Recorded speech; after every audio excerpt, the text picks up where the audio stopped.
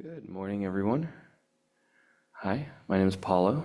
I will be leading our meditation this morning. Um, start out with, we'll start with our aspiration first and foremost. At least all Buddhist traditions, as I am familiar with, have this idea that we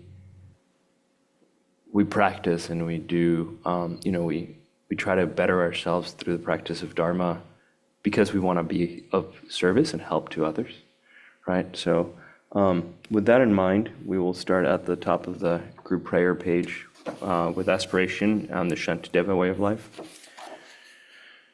May all beings always have happiness and its causes. May all beings always be free of pain and its causes. May all beings always be pain-free and live happily. May no beings ever cling to those near, nor spurn those far. For as long as space abide, as long as the world remains, just so long may I be there, resolving all beings' pains. So in a way, it's just a reminder of why we do it, or maybe it's just kind of setting up the foundations of why we meditate, why we show up. I think oftentimes we go through our daily lives without fully being aware, being present to the motivators, like the whys we do things. So I mean, in some regards, it's really nice to like connect with the traditional Buddhist motivation and aspiration, but it's also, I think I encourage everybody, as you meditate, to ponder for yourselves, what's your motivation? Why do you show up to meditate? Is it because you want to have less stress? Is it because you want to, because your friend dragged you here? Is it because you've been doing it, consistently for, 20, 30 years, and this is just what you do?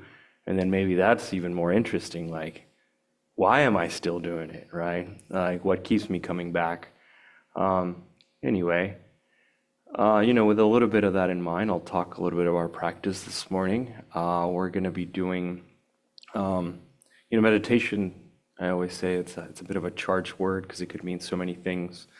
In particular, we're practicing shamatha, which is attention on an object, right? Or like calm abiding. We're trying to train our ability to pay attention on things that we choose to pay attention to.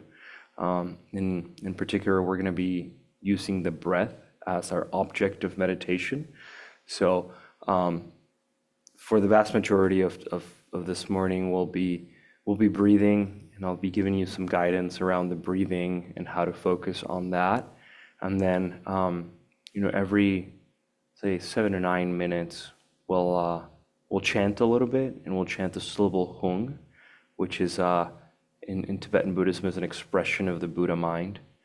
We'll chant for about 2 minutes. I encourage you, for those afar, to unmute yourself and join us. For those here, just allow yourself to chant.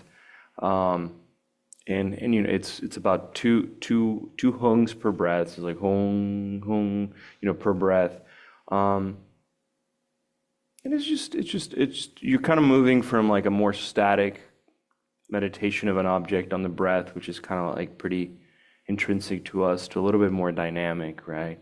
The hung practice in particular comes from Anne, our teacher, asking her teacher in Tibet what would be a simple yet profound style of meditation that could be interesting to all types of students, from like very first time to decades.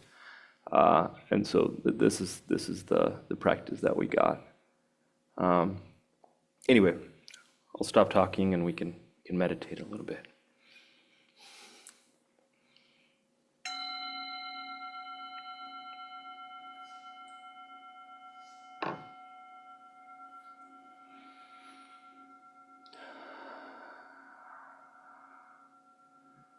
So allow your attention and your mind to arrive here now in this room. Invite it to come home to your body and the sensations in your body.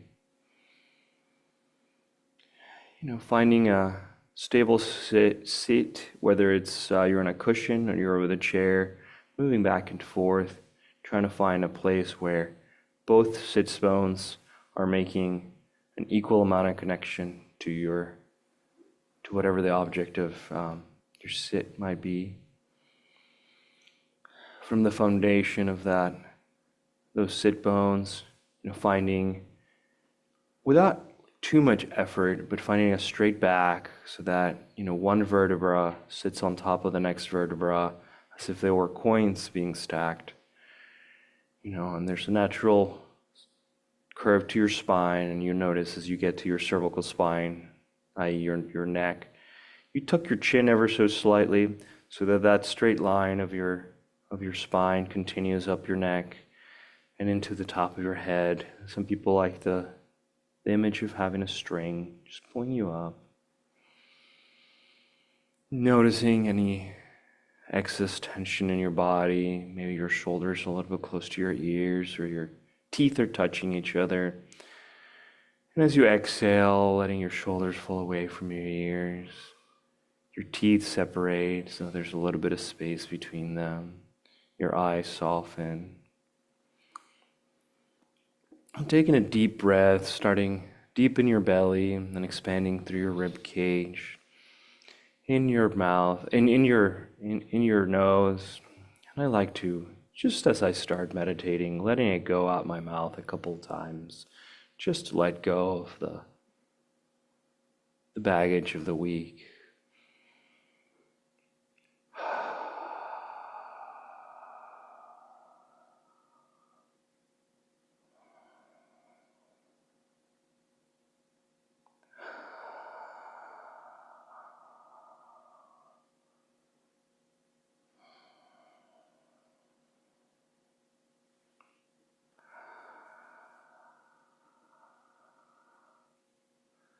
Now that you've connected with the sensations in your body and you found your breath, maybe you find it in your nose, maybe you find it in the back of your throat, maybe it's your lungs expanding, your belly, maybe deep in the dough, 3 fingers widths down from your navel and 3 fingers widths in.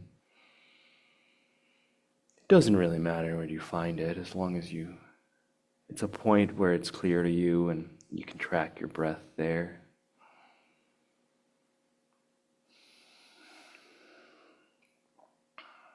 And from here, I'm going to invite you to feel into the 3 pillars of support.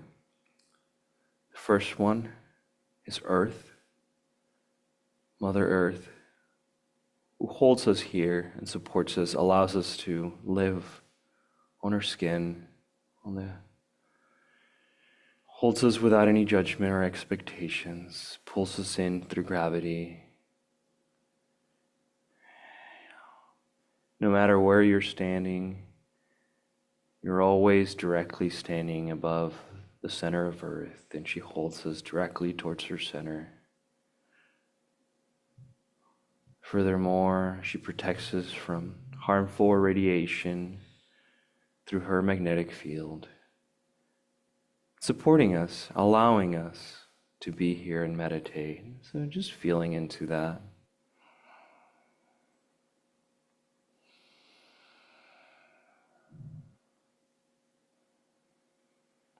The second pillar of support is our skeletal structure, our bones, our ligaments.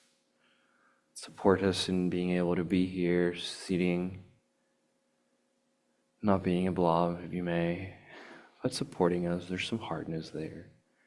That's a pillar of support that we have, that we carry with us. Feeling into your bones.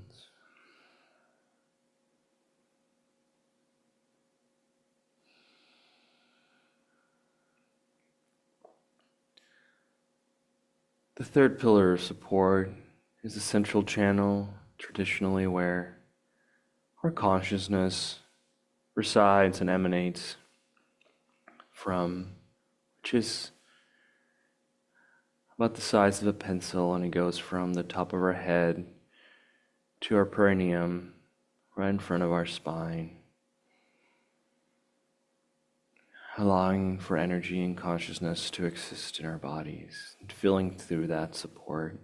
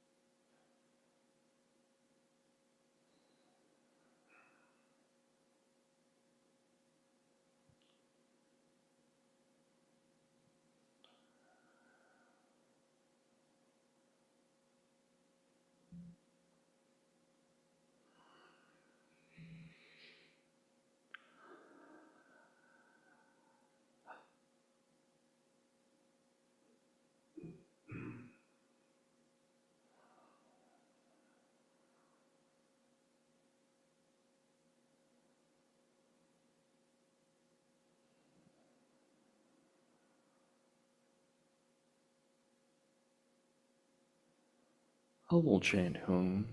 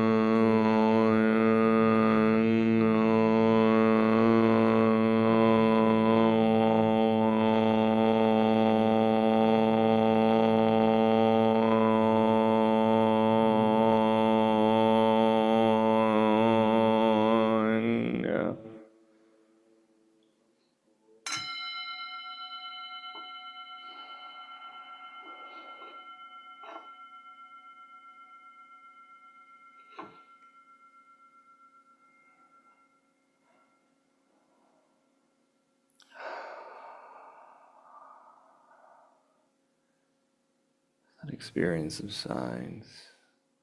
Let's bring your attention back to the breath.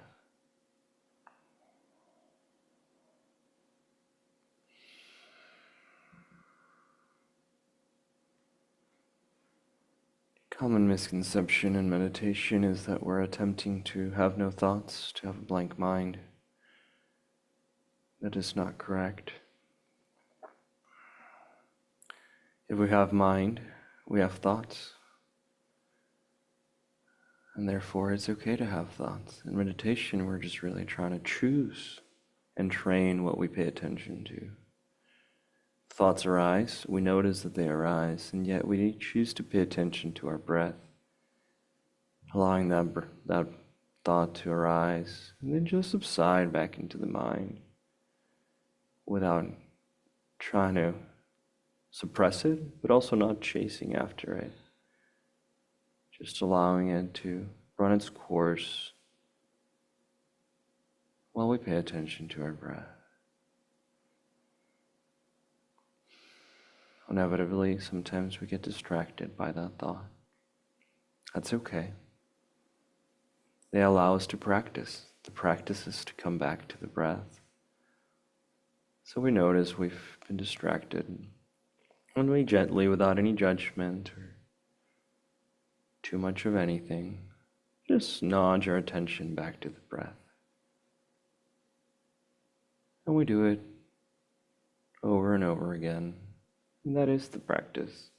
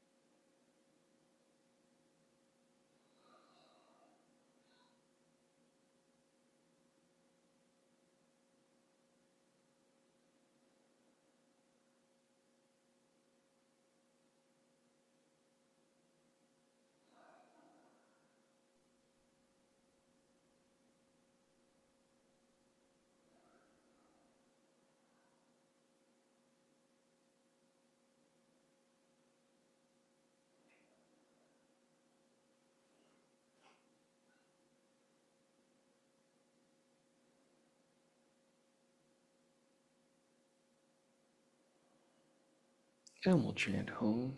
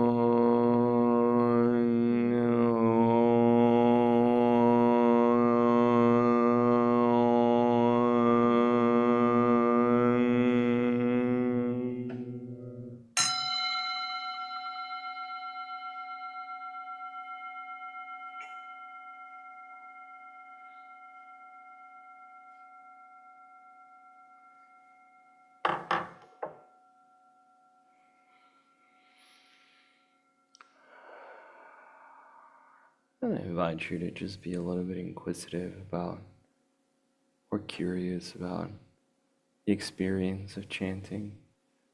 How does that feel in your body, in your mind?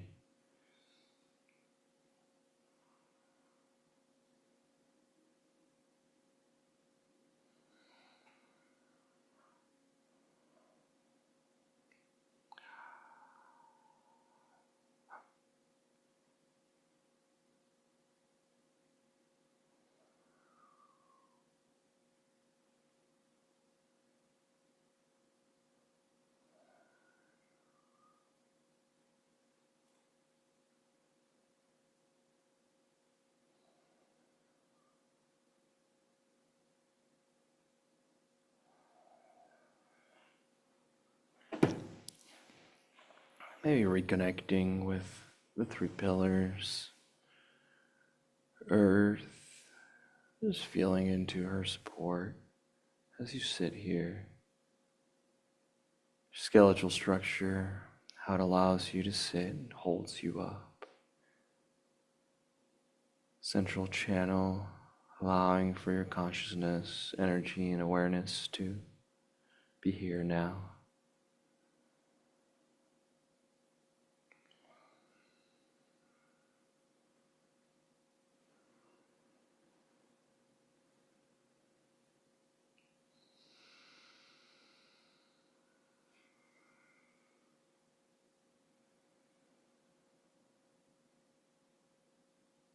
And just breathe.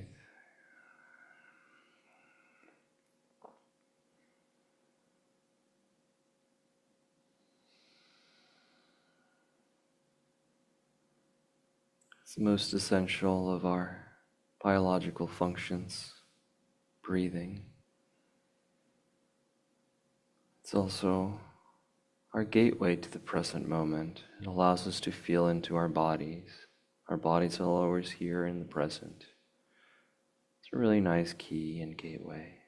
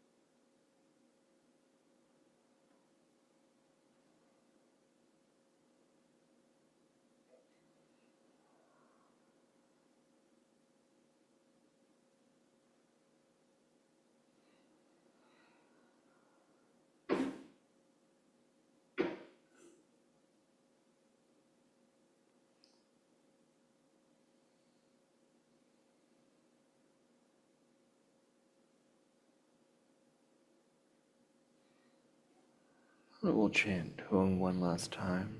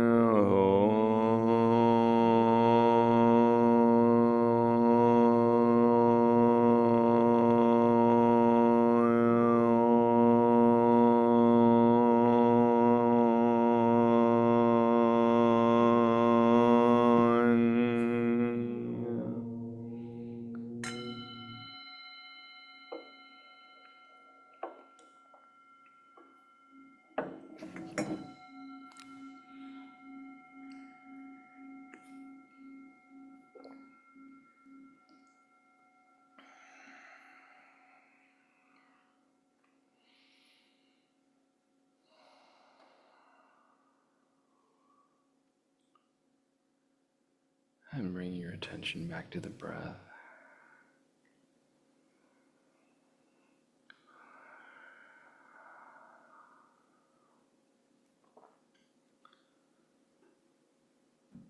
These last few minutes of silent meditation, I invite you to try to meditate with your eyes open if you're not already doing it.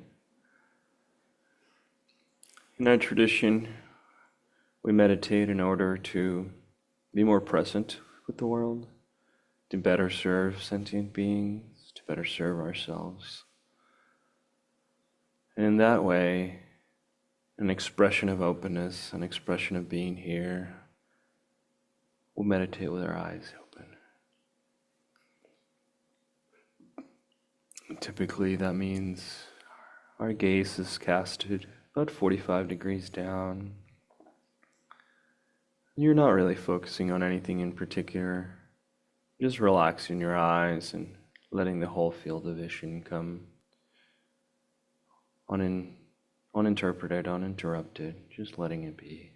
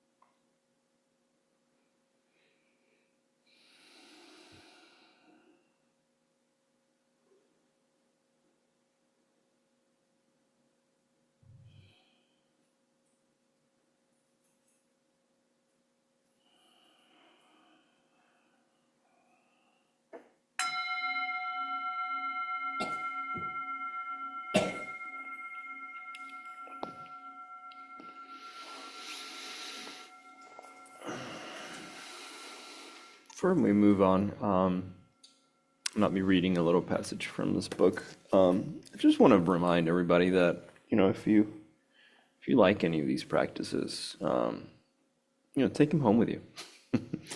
Try them out on your own at home. There is no right amount of time to meditate. I think sometimes it's easy to get caught up in the idea of like, well, I ain't got 45 minutes, half hour to sit down and meditate, so I'm not going to do it at all. My personal experience is that, 1-2 minutes of meditation is better than 0, right? I don't know. I have a busy schedule, and sometimes just, hitting pause on my day and taking 5 breaths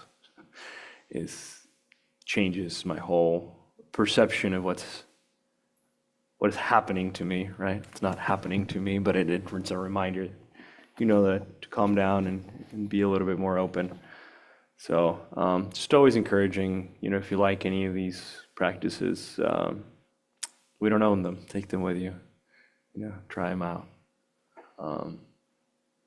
It's also always really curious has been to me when people are in monastic training or yogi training, and traditionally in Tibet, their teachers will break up their meditations sometimes every minute, every 5 minutes, right? Like these little short sessions of meditation so that they don't get stale. So again, even traditionally, there's not a marathon, right? Sometimes it's just these like tiny little sprints of meditation are prescribed and recommended. So don't think that you have to sit down and meditate. I talk to a lot of friends. They're like, "Oh, I just haven't meditated, just haven't had time." Right? That's something I hear a lot. And I'm like, "Hey, just do it. Just do it for tiny little periods of time. It's okay." With that in mind, I'll jump to the next thing. So I'm reading a passage from this book, "Comfortable with Uncertainty" by Pema Chodron.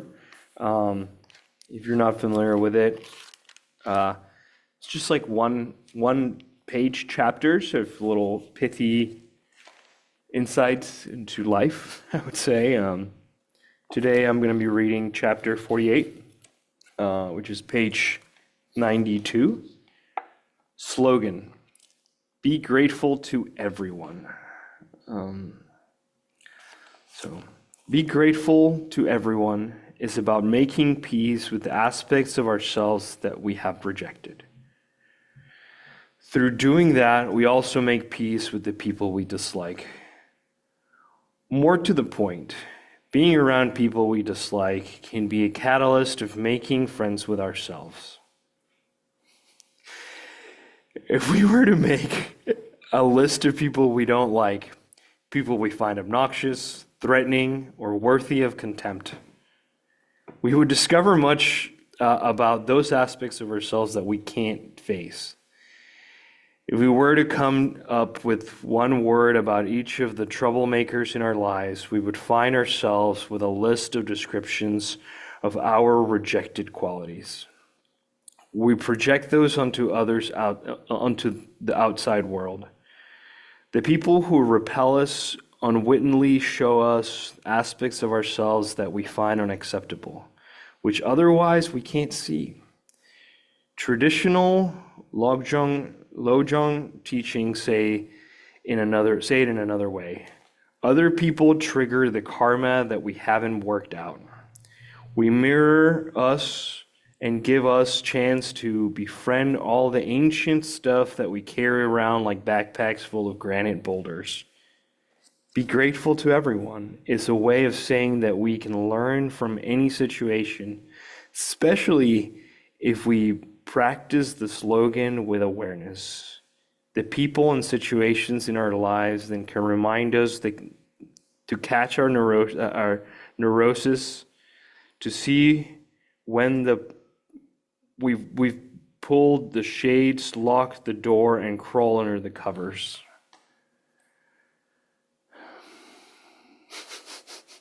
I don't know. Does anybody have? You found it interesting.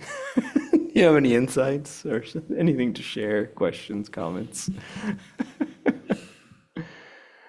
And here's a microphone. Yeah, 2025 probably got me thinking about people that I have some contempt for. And I had an interesting week this week where like the darker aspects of myself kind of came out. And I had a good week. And as you were reading that, people that I have, or people that I think are worthy of contempt, right? And they have qualities that I typically do not feed. Funnily enough, I fed some of those this week, Okay. and I had a good week. Like, I don't know. It just it struck a humorous chord. Yeah. Yeah, no, absolutely. Anyone else have any thoughts from afar? Oh, here, yeah. Go for it. I definitely looked and saw the mirror of looking into others and trying to, be grateful for everybody. And of course, that struck the chord of the person I have the hardest time having gratitude is for myself. So projecting that outwards may reverberate in. Absolutely. Yeah, I mean, it's hard. It's, yeah, we judge ourselves the harshest, at least as Westerners, for sure. Um, I sometimes find myself like, if I judge people for doing, I don't know, I'm just gonna like throwing trash, whatever. If I throw a tiny load of trash because I was like by accident, I beat myself up, right? Like it's like I'm a horrible human being. And that's like what Harvey likes to call like the common cold of Western psychology is self-hatred, right? Like to Tibetans, they're like, what do you mean y'all hate yourselves? Like what?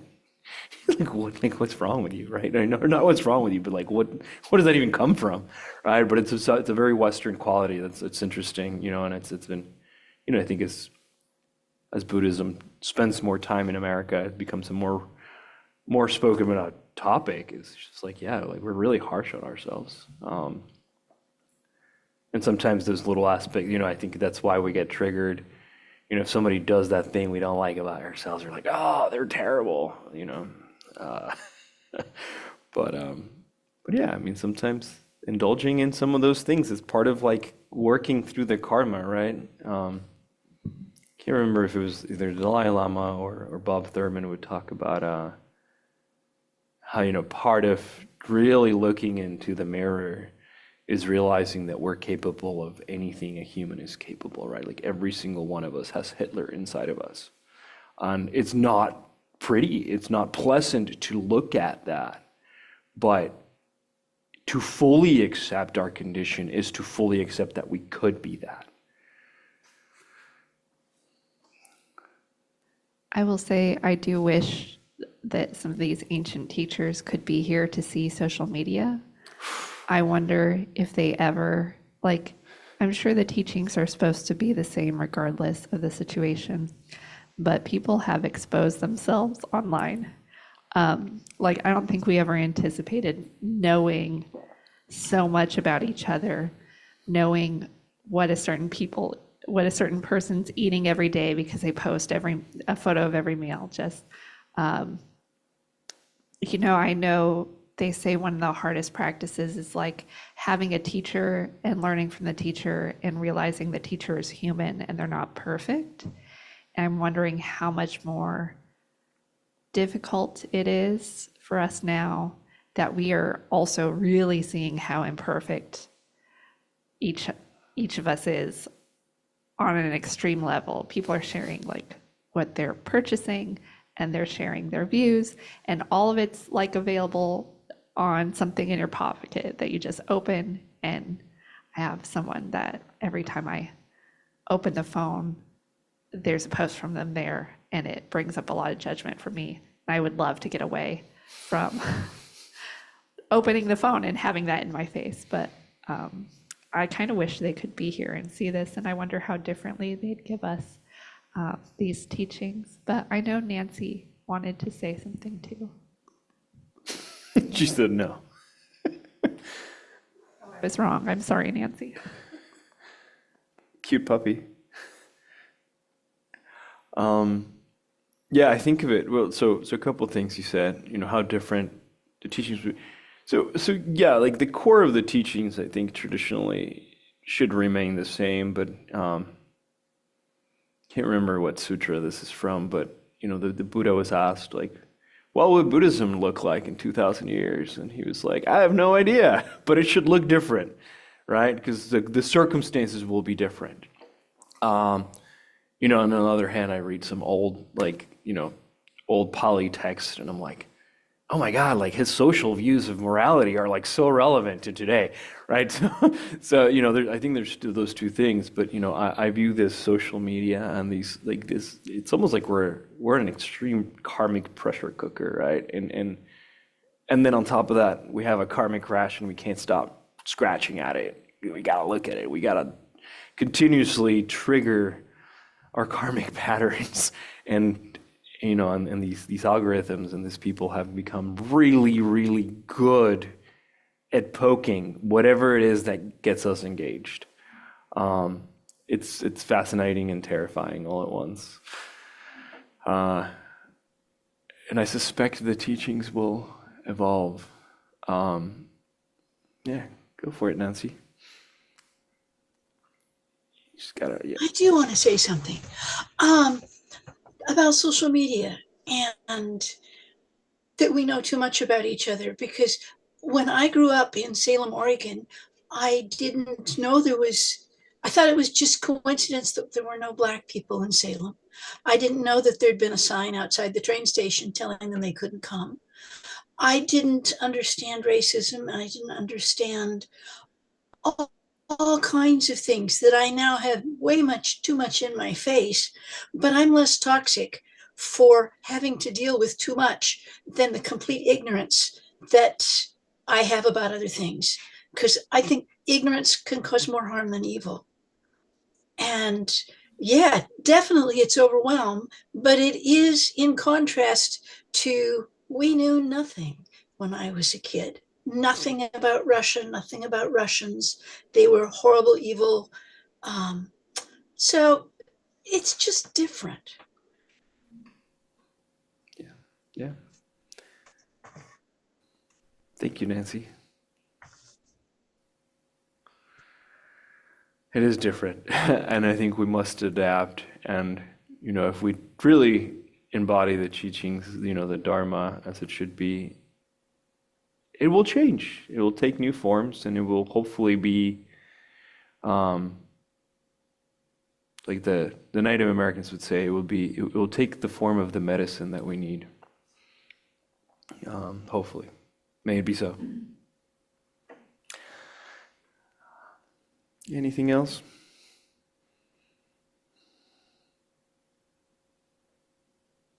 All right. Well, it's getting close to 12, so we'll breathe for about a minute, and then we'll dedicate. And I don't know. Yeah, the Book of Names should be in my hand. Awesome. All right.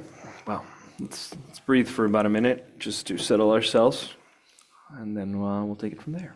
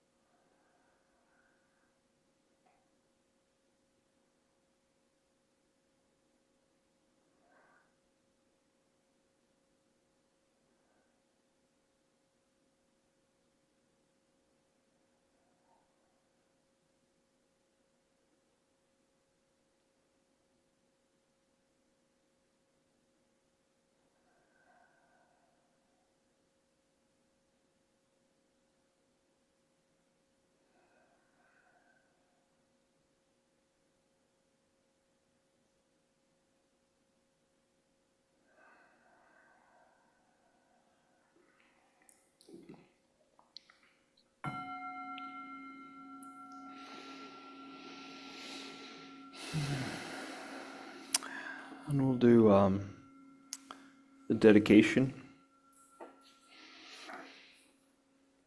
By this good may I swiftly once become a great guru, lead all beings, everyone, to reach to that very ground. We'll do the blessing. Oh my God. Sorry. With all of you in mind, we light this lamp of clarity. May the glow of love, wisdom shine within us, everyone, till we all are forth born in one enlightened mandala. We dedicate our merit to all sentient beings, but in particular today to Sylvia, Rolando, Namaniel, Emmanuel, Leah, Penny, Noah, Alex, Sean, Kathleen, Josh, Thomas, Bishop, Helene, Hunter, Camachos, Monica, Christian, Jose, Pepe, Carlos, Lobby, Andrew, Benjamin, Bad Larry, Biden, Kamala, Cosmo and Bardo, Laura, animals, victims of oppression, Ann and Harvey. We'll close her practice with a big ah. I encourage everybody to unmute themselves if they feel like it. But as we chant ah, we give lights from our heart to ourselves, from ourselves to each other here in the room and afar. And we also receive it from each other. And then finally, we just expand it to our country, our planet, our galaxy, really wherever your mind might go. Just let your light shine.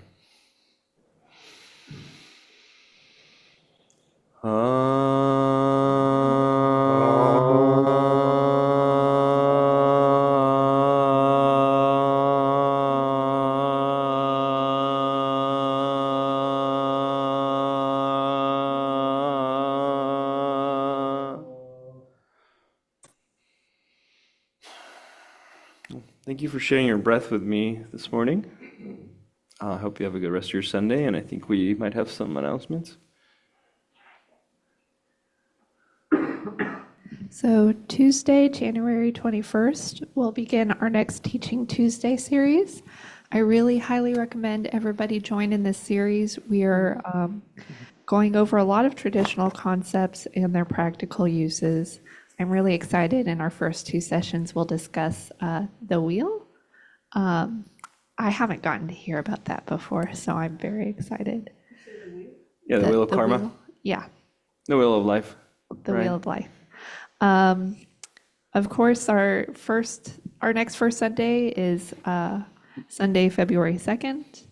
There's also going to be a LOSAR potluck Friday night of February 28th. And in March, we will have 2 retreats. We'll have our Guru Yoga retreat, as well as a retreat with Lama Tenzin.